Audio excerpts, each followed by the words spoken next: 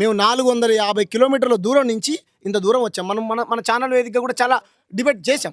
ఎందుకు వచ్చాం? ఆయనకు పాపం ఏమంటారు థ్రెటన్ అంటే కూడా పదం కూడా తెలియదండి ఆయనకని. మీరే ఏమైనా చదువుకున్నాను? అమాయకుడు. ఆంధ్రప్రదేశ్ నుంచి తెలంగాణకు వస్తే ఆధార్ కార్డు తీసుకొని రావాలా? ఆంధ్రప్రదేశ్ నుంచి తెలంగాణకు వస్తే ఆధార్ కార్డు తీసుకొని రావాలా? రోడ్డు మీద వ్యాపారాలు చేసుకునే వాళ్ళందరూ ఆధార్ కార్డులు, పాన్ కార్డులు, పాస్పోర్ట్లు జేబులో పెట్టుకొని తిరుగుతారా? ఆయన తెలుగు రానోడు కాదు కదా. నిజంగా తీవ్రవాదుల సంస్థలే సంఘాలే కనుక ఈ రాష్ట్రంలో ఉంటే, ఈ రాష్ట్రంలో మరి ఏ ప్రభుత్వం ఉన్నది? మీ ప్రభుత్వమే కదా అధికారంలో ఉన్నది. అలాంటి విమర్శలు కూడా వస్తాయి ప్రజల నుంచి. కాబట్టి ఒక తప్పు చేసి ఆ తప్పు నుంచి తప్పించుకోవడానికి ఇంకో తప్పును చేసేటువంటి ప్రయత్నం చేయకండి. హిందూ, ముస్లిం, క్రైస్తవులు ఎవరైనా సరే సర్వమత ప్రజలు సామరస్యంగా బతికుండాలని చెప్పాలి. వాళ్ళంత భయానికి గురయ్యారు. ఆ తల్లికి ఏమైనా అయ్యి ఉంటే? మన జాతర దగ్గర అవమానం జరిగింది. మన జాతరకు చెడ్డ పేరు కదా. ప్రపంచం మొత్తం చూస్తే మన జాతర 3 కోట్ల మంది జనాలు వచ్చారే. అక్కడ ఎవరికైనా ఇంత ఏమైనా అయిందా? ఏం కాలేదు కదా.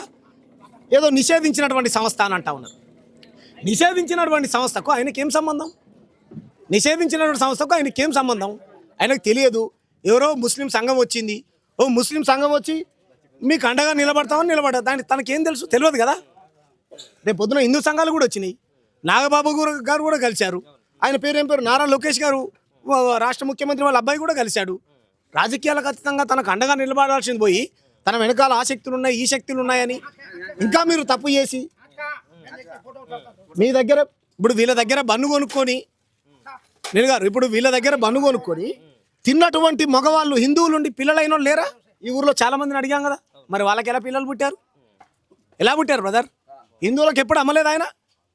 కొనుక్కోండి, నేను హిందువునే కదా, ఇక్కడ ఉన్న వాళ్ళు అందరూ హిందువులే కదా. కాబట్టి ఇది కుట్రలో భాగం. తన పైన చేసినటువంటి దాడి అది ఏమంటారు, తెలంగాణ జాతరలో తెలంగాణను అవమానించడానికి, తెలంగాణను కించపరచడానికి ఒక ముస్లిం వ్యక్తి మీద తుపాకీ పెట్టి ఎవరినో కాల్చాలి, ఏ పార్టీకో ప్రయోజనం చేయాలని అనుకున్నారు. వాళ్ళ అన్ని మొత్తం ఏమంటారు, వాళ్ళ కుట్రలు కుతంత్రాలన్నీ ప్రజలు మొత్తం బట్టబయలు చేశారు. మేము రాజకీయాలకు అతీతంగా మాట్లాడతాను. కాబట్టి ఒక్కొక్కరికి ఒక్కొక్క పార్టీలో ఉంటారు. మాకు ఎజెండాలు ఉంటాయి రాజకీయ పార్టీలో ఉన్నకు. ఆయనకి ఏం ఎజెండాలు ఉంటాయండి? ఆయన ఏదైనా పార్టీలో ఉన్నాడా? ఏదైనా ప్రజాసంఘంలో ఉన్నాడా? లేదు కదా. కాబట్టి ఇదంతా కుట్రలో భాగం. కాబట్టి మేమేం చెప్తున్నాం, అలీ ఇటు కూర్చో, బయట కూర్చో.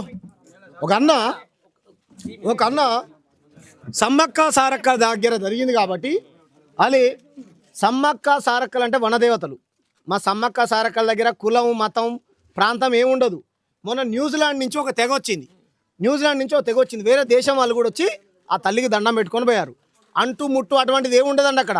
ఎవరైనా